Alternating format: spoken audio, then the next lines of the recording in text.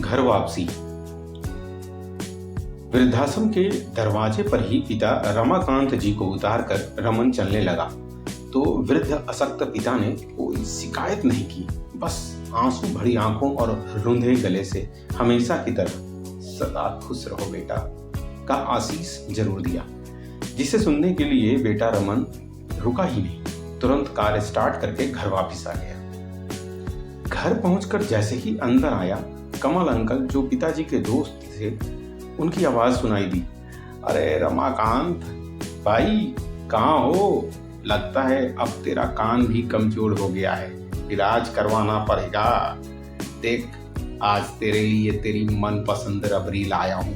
दांत नहीं है ना, मेरी बहू ने खास तौर पर तेरे लिए भिजवाया है, इसलिए आया हूँ। और तू है कि सुन ही नहीं रहा। अरे नमस्ते अंकल, आइए ना, अंदर आइए।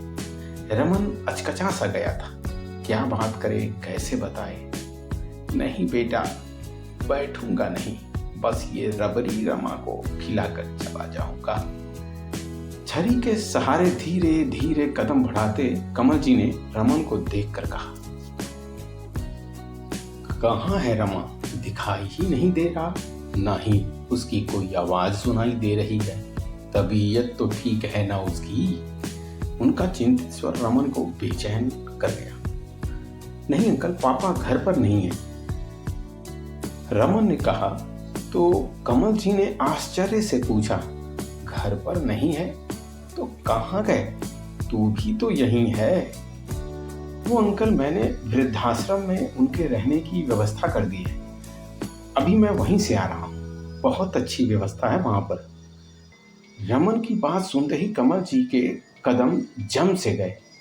वृद्धाश्रम? रमन, तू रमा को, अपने वृद्ध पिता को खुद वृद्धाश्रम में अकेला छोड़ आया?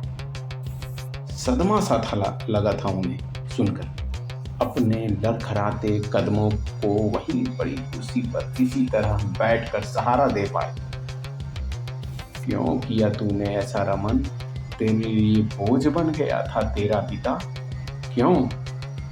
अंकल, आपसे कुछ छुपा नहीं है। माँ के जाने के बाद से पापा की दिनचर्या ही नहीं, बोलचाल व्यवहार भी अजीब सा हो गया था। कपड़े पहनने का सलीका ही भूल गए थे। किसी के भी सामने कैसी भी पोशाक में आ जाते हैं। अपनी बहू रश्मि के ऊपर बात बेबात चिड़चिड़ाते रहते हैं। कल बच्चों के ट्यूशन टीचर को अपशब्द कहने लगे थे और परसों पड़ोसी सरह जी के बगीचे में जाकर सारे फूलों को नोच रहे थे। एक मिनट को घर में सुकून और शांति नहीं मिल पाती थी, मुझे ही संभालना पड़ता था उन्हें। इतने ऊंचे पद पर हूँ मैं, ऑफिस में इतना काम, रोज रोज छुट्टी कैसे मिलेगी?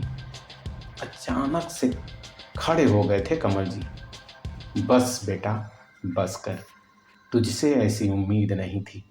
जानता है, बचपन में एक बार बोर्ड परीक्षा में तू फेल हो गया था, रमा पर तो गाज गिर गई थी। बड़ा नाज था उसे अपने बेटे पर, सारी बिरादरी में उसकी बदनामी हुई, पर तुझ पर उसने आंच नहीं आने दी थी।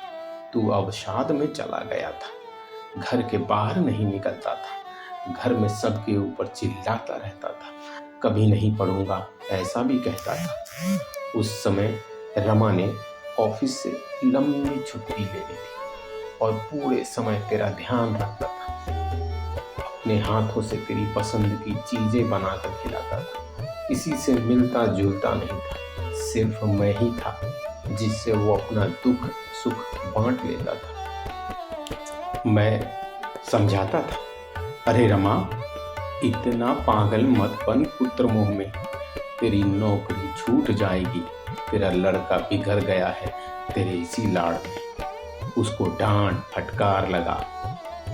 तब तो बहुत विश्वास से कहा करता था, कमल मेरा बेटा है, ये कभी गलत राह पर नहीं जा सकता, अभी बच्चा है, गलती हो गई, सुधर जाएगा, देखना एक दिन मेरा नाम रोशन करेगा। नौकरी का क्या है, मुझे फिर कोई सी मिल जाएगी, पर मेरा बेटा खो गया तो अभी मेरे बेटे को मेरे स्नेह और ख्याल की जरूरत है। दिन रात एक कर दिया था।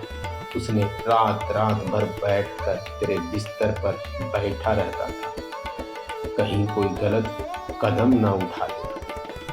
तब तो उसने तुझे किसी सुधार गृह में भेजने की कल्पना भी नहीं की। आज उसी की तपस्या और त्याग से तू सफलता के इस मुकाम पर खड़ा है।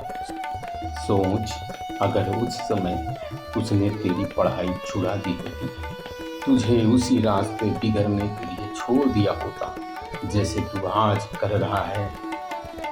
अरे बेटा, आज तेरे पिता को, मेरे दोस्त को तेरी मेरी सख्त जरूरत है। रमन को काटो तो खून नहीं वाली स्थिति हो गई। अंकल, मुझे माफ कर दीजिए। चलिए पापा को वापस घर लेके आते हैं। आप भी आइए, अकेले मेरी हिम्मत नहीं है। वृद्धाश्रम के अंदर रमाकांत सोच नहीं पा रहे थे अब किसके लिए जीऊं। तभी रमा, ए रमा, सुनकर लगा स्वप्न देख रहे हैं। अरे कमल, तू यहाँ? हाँ और क्या, देख तुझे ढूंढ निकाला ना। चल रमा, घर चल। कमल ने उनका हाथ थाम कर कहा, कैसे चलूं कमल, मेरा अब यही घर है। मेरा बेटा खुद मुझे यहाँ छोड़ कर गया है।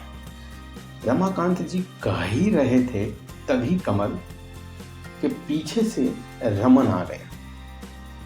पापा, मुझे माफ कर दीजिए, अपने घर चलिए। आपका ये बेटा एक बार फिर भटक गया था। नहीं, ये मेरा बेटा है, कभी गलत काम नहीं कर सकता।